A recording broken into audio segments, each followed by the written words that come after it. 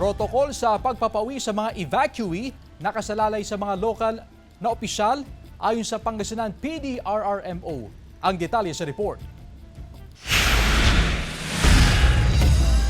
Sa tala ng Pangasinan PDRRMO, mahigit 1,600 pang pamilya ang nananatili sa mga iba't ibang evacuation center sa probinsya. Katumbas ito ng 5,792 individuals. Iba pa ang mga nasa outside evacuation center.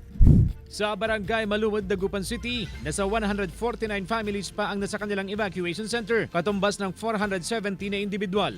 Ang ilan, 2 linggo nang namamalagi sa evacuation center. Kasama ni Marjun ang 4 niyang anak na lumikas. Bumaba na raw ang baha sa kanilang bahay. Pwede na po. Medyo matubig pero pwede nang matulugan.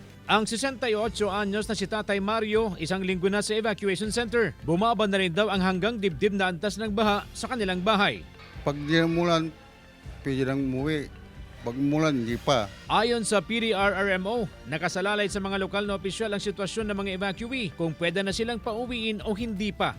Kung sa palagay ng mga kinauukulan ay pwede na silang umuwi sa kanilang tahanan, pinapayagan na sila. Pero kapag sa tingin ng mga kinauukulan ay hindi pa pwede dahil hindi pa rin safe, doon pa rin sila sa evacuation center. Patuloy ang pag-iikot ng mga opisyal ng Barangay Maluwad sa mga binabahang lugar.